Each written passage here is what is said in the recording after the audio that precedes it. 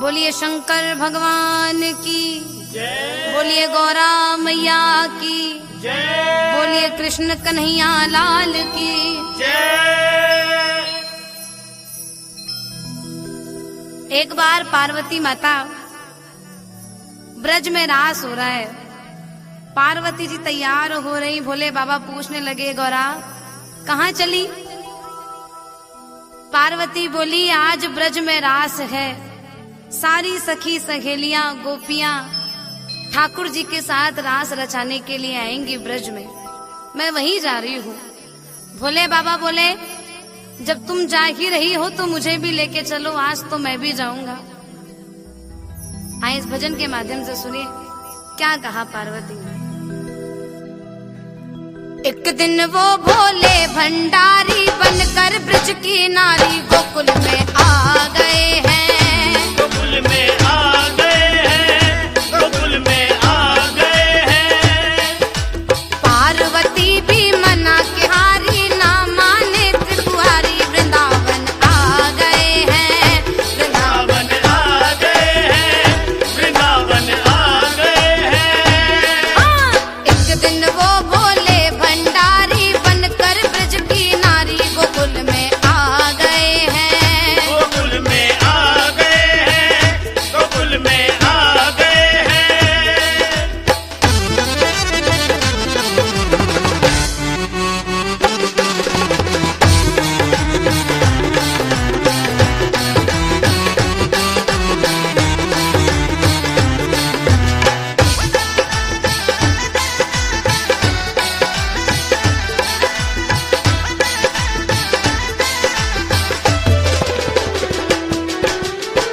पार्वती से बोले भोले हो मैं भी चलूंगा तेरे संग में, तेरे संग में।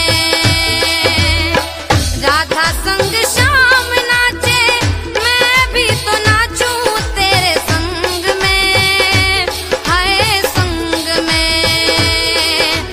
रास रचेगा ब्रज में भारी, हमें दिखा दो प्यारी, ब्रज में आ गए हैं, ब्रज में आ गए हैं, ब्रज में आ गए हैं। ओ एक दिन वो भोले भंडारी बनकर ब्रज की नारी वृंदावन आ गए हैं, वृंदावन आ गए हैं, वृंदावन आ गए हैं। पार्वती भी मना के हारी, ना माने त्रिपुरारी ब्रज में आ गए हैं।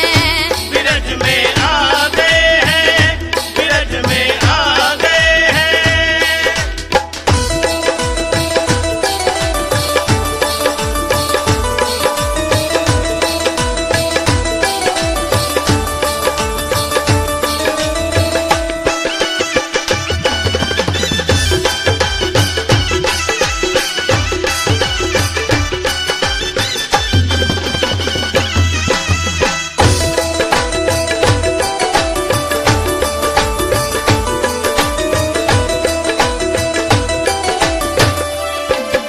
भोले बाबा ने हट ठान लिया, आज पार्वती मैं तेरे संग ही जाऊंगा ब्रज में। अब गौरा मैया कहने लगी भोले मेरी बात सुनो। ओ मेरे भोले स्वामी हो कैसे ले जाऊं अपने साथ में, हाय साथ में। शाम के सिवा कोई भी पुरुष ना आए उस रास में, हो रास में। हंसी करेंगी ब्रज की नारी, मानो बात हमारी, ब्रज में आ गए हैं,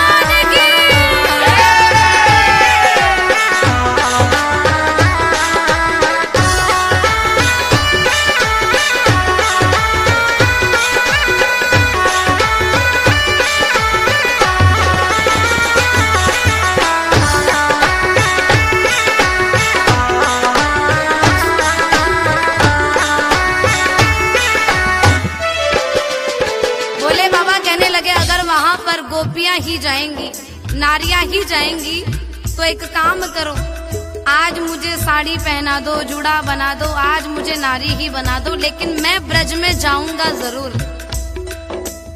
भोले बाबा कहने लगे, ऐसा बना दो मोहे हो, कोई न जाने इस राज को, है राज को।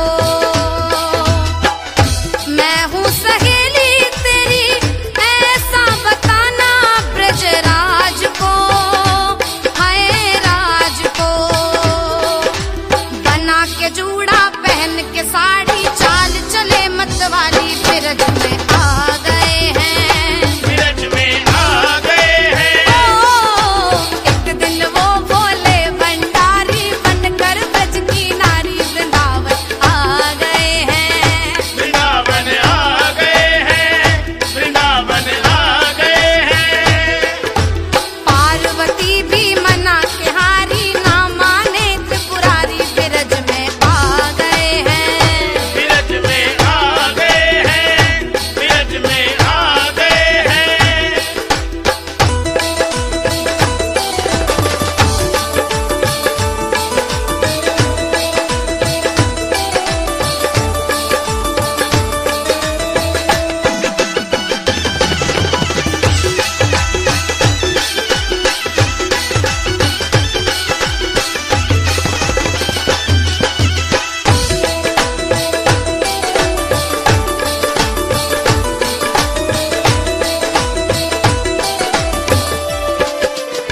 अब भोले बाबा ने ये चूड़ा बनाया, साड़ी लपेटी, बन गए नारी। हमारी गौरा मैया इतनी प्रसन्न हुई, देख भोले बाबा का रूप, कहने लगी, हंस करके बोली गौरा, हो बलिहारी जाऊं इस रूप पे, है रूप पे। एक दिन तुम्हारे लिए आए हैं मुरारी, इसी रूप में, है रूप में। मोहिन रूप बनाया मुरारी, अब है तुम्हारी बारी, गोकुल में आ गए हैं, गोकुल में आ गए हैं, गोकुल में आ गए हैं। ओ, एक दिन वो बोले भंडारी, बनकर ब्रज की नारी, गोकुल में आ गए हैं। गोकुल में आ गए हैं, गोकुल में आ गए हैं। अब जैसे ही पार्वती भोले बाबा को नारी के रूप में ब्रज में लेकर के गई, अब एक एक करके नारियों की बारी आई, गोपियों की बारी आई। कृष्ण कन्हैया ने सबको देखा। अब जैसी भोले बाबा की बारी आई, कृष्ण कन्हैया सारी लीला को जान गए। देखा मोहन ने जब वो हो, समझ गए हैं सारी बात रे, है बात रे। ऐसी बजाई बंसी, सुध बुध भूले भोलेनाथ रे, है नाथ रे। सिर से खिसक गई जब साड़ी, मुस्काए गिरधारी, ब्रज में आ गए हैं, ब्रज में आ गए हैं, ब्रज में आ गए हैं। ओ, पार्वती भी मना के हारी, ना माने त्रिपुरारी, गोकुल में आ गए हैं, गोकुल में आ गए हैं, गोकुल में आ गए हैं। उसी दिन जैसी कृष्ण कन्हैया ने देखा, ये बांसुरी बजाई, भोले बाबा की साड़ी खुल गई। अपने रूप में भोले बाबा जी दिखाई देने लगे। बोलिए शंकर भगवान की जय। तीन दयाल ते